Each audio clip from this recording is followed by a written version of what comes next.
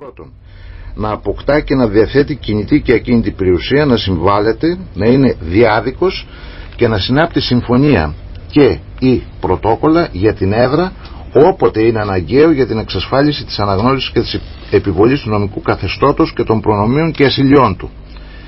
3. Ο ESM, η ακίνητη περιουσία, η πόρη του και τα περιουσιακά του στοιχεία ανεξαρτήτως τοποθεσίας και κατόχου χαίρουν ασυλίας από ιασδήποτε μορφής δικαστική διαδικασία, εκτός εάν ο ESM παραιτηθεί ρητός από την ασυλία του για τους σκοπούς ιασδήποτε διαδικασίας ή βάση των όρων ιασδήποτε συμβάσεως συμπεριλαμβανομένης της τεκμηρίωσης των χρηματοδοτικών του μέσων. Δηλαδή έχει κάποια περιουσία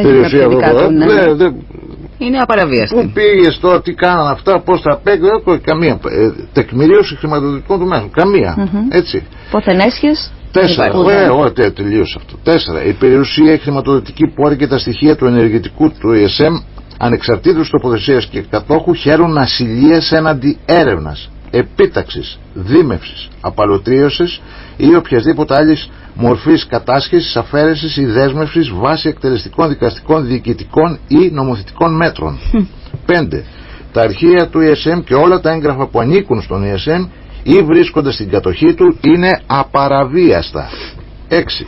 Η χώρη των εγκαταστάσεων του ESM είναι επίσης απαραβίαστη. 7. Οι επίσημες ανακοινώσεις του οργανισμού αυτού τυχάνουν τις ίδιες μεταχείρισεις από κάθε μέλος του ESM και από κάθε κράτος που έχει αναγνωρίσει το νομικό καθεστώς και τα προνόμια και ασυλίες του ESM, όπως και οι επίσημες ανακοινώσεις ενός μέλους του ESM. 8. Προσέξτε τώρα. Στο βαθμό που είναι αναγκαίο για την άσκηση των δραστηριοτήτων προβλέπονται στην παρούσα συνθήκη, όλη η περιουσία, η χρηματοδοτική πόρη και τα στοιχεία του ενεργητικού του ESM δεν υπόκεινται σε κανένα περιορισμό, ρύθμιση, έλεγχο και μορατόρια οποιασδήποτε φύσεως. Το άρθρο 8, η παράγραφος 8 του άρθρου 32 αυτής της συνθήκης επί της ουσίας αποτελεί την ταφόπλακα αυτής της εσχρής προπαγάνδας που έχει περάσει κάθε προηγούμενο πολιτικής αγερτίας, που λέει ότι θα πάμε για επαναδιαπραγματεύσεις και θα κάνουμε αυτό και θα τους πιέσουμε και θα αυτά μας τα είπαν κι άλλοι. Ναι, και μέχρι που και θα μας φοβηθούν τόσο μέχρι που και ο Σόιμπλε θα σηκωθεί από το καροτσάκι για να το βάλει στα πόδια. Έτσι. Αυτό είναι μια ανήθικη, απαράδεκτη και εντελώς αφαιρέγγια πολιτική θέση και στάση, την οποία σκάτως ακούμε πολύ όλο και πιο συχνά. Και ένα τελευταίο άρθρο, η τελευταία παράγραφος του άρθρου: ο ESM απαλλάσσεται από οποιαδήποτε υποχρέωση έγκρισης ή αδειοδότησης ως πιστωτικό ίδρυμα, πάροχος επενδυτικών υπηρεσιών ή άλλου είδους επίσημη αδειοδοτημένη ή ρυθμιζόμενη οντότητα δυνάμει των νομοθεσιών εκάστου μέλους του ESM. Μάλιστα. Τι σημαίνει αυτό? Είναι ένα υπερκράτος πάνω από οποιαδήποτε πάνω από κράτος, τον Νότο, έτσι, πάνω από τον Νότο στη συγκεκριμένη περίπτωση, πάνω από που θες τώρα για ποιον θα δουλέψει είναι άλλο ζήτημα, αλλά ή πάνω σε ποιον θα εξασκηθεί, αν θες, είναι ένα άλλο θέμα. Έτσι. Θα δώσει εξετάσεις. Λοιπόν, υπερκράτος με πλήρη δικαιοπρακτική ικανότητα και καθεστωτικά προνόμια υπερκράτος. Δηλαδή όλη η Ελλάδα αυτή τη στιγμή και εμείς οι ίδιοι και η περιουσία και τα πάντα ανήκουν στον ESM. Και αν και ποιο κράτος θα μπορούσε να δεχτεί μια τέτοιου συνθήκη και ρυθμίσεις παρά μόνο κάποιο το οποίο τελεί υποκαθεστώς κατοχής και εκποίησης. Έτσι ακριβώς. Τι θα κάνει ο ESM με το ΤΑΙΠΕΔ? Τώρα λένε υπάρχουν πληροφορίες ότι πρόκειται να μέσω ΤΑΙΠΕΔ, του Ταμείου Αξιοποίησης της Περιουσίας του Δημοσίου, θα περάσει 1000 ακίνητα. Γιατί θα πρέπει να τα δώσει στους εγγυήσεις του ESM, επειδή αυτά τα οποία έχει ως ταμείο δεν του αρκούν για τις ανάγκες. Ποιες ανάγκες? Ανακεφαλαιοποίηση των τραπεζών. Ο ESM υπάρχει μόνο για να διατηρήσει τη σταθερότητα του ευρώ. Όλοι εμείς θα εκποιηθούμε, η πατρίδα θα διαμελιστεί μόνο και μόνο για να σώσουν το ευρώ. Υποτίθεται. Μάλιστα. Αυτά έχουν να κάνουν και με την ταινία που θα δούμε του Άρη Χατζηστεφάνου? Παίζουν όλα αυτά? Αυτό θα σου πω. Αυτό επί της ουσίας είναι το αποτέλεσμα. Το αποτέλεσμα αυτών όλων που θα δούμε. Πώς δηλαδή συνδέονται. πού το πάνε αυτοί. βλέποντας τη χρεοκρατία. Ορίστε που το πάνε. Φάνηκε. Έτσι, στο να μην υπάρχει αυτή τη στιγμή ελληνικό κράτος, να μην υπάρχει ελληνική, σε λίγο δεν θα υπάρχει ούτε ελληνική επικράτεια. Αυτονομία, ναι. Έτσι, τίποτα από αυτά. Αυτό. Εκτός και να το αποφασίσουμε εμείς σαν λαός να αντιδράσουμε κατάλληλα ώστε να ανατρέψουμε όλο αυτό το σενάριο. Μάλιστα. Είπαμε ότι ο Άρης Χατζηστεφάνου προτείνει κάποιες λύσεις. Πολλές προτάσεις πέφτουν, θα τις δούμε και θα συζητήσουμε. Έτσι κι αλλιώς πάντα συζητάμε. Ναι, βεβαίως. Πάντα συζητάμε. Και την προηγούμενη φορά έγινε μια πάρα πολύ ωραία συζήτηση. Και νομίζω ότι όλος ο κόσμος που μας ακούει αναζητά κάποια λύση. Λέει τι θα γίνει ρε παιδιά, πού θα πάει όλο αυτό. Τώρα εσύ μιλούσες για εκποίηση της δημόσιας περιουσίας. Σιγά σιγά ανοίγουν κάτι θεματάκια από ό,τι άκουγα χτες και για την ιδιωτική περιουσία. Οι πληστηριασμοί έρονται οι περιορισμοί βέβαια και αρχίζουν και μιλάνε για κάποιες 200.000, κάτω από 200.000. Έχουμε και τον Μπέιλιν. Και για την πρώτη κατοικία. Το Μπέιλιν δεν είναι αυτό που λένε για, δηλαδή το κούρεμα των καταθέσεων. Δεν τίθεται ζήτημα για πάνω από 100.000. Όχι, αυτό είναι παραμύθι της χαλιμάς. Θα γίνει ωραία Μαρία, ευτυχώς που έχουμε κάτω από 100.000. Ευτυχώς που δεν έχουμε λεφτά. Γιάννη, βάλε μας ένα τραγούδι, το έχουμε πολύ ανάγκη. Γιάννης Δημοκούς. Έτσι για ανάσα.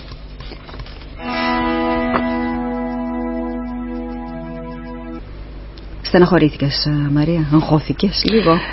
Είμαστε που είμαστε, ακούμε και αυτά, αγχωνόμαστε ακόμα περισσότερο.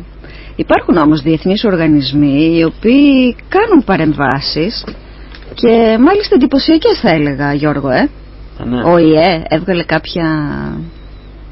Έβγαλε μια απόφαση η Επιτροπή Διεθνούς Δικαίου του Οργανισμού Ηνωμένων Εθνών τον Απρίλιο του 2010, αν θυμάμαι καλά, η οποία ουσιαστικά υποχρεώνει τα κράτη να διαγράφουν τα χρέη προκειμένου να μην εξαθλιώσουν τους πολίτες τους, και αναφέρει χαρακτηριστικά: ένα κράτος έχει το δικαίωμα να αρνηθεί την πληρωμή χρέους επικαλούμενη την κατάσταση ανάγκης, σε παρένθεση state of necessity, έτσι είναι ο διεθνής νομικός όρος. Ναι.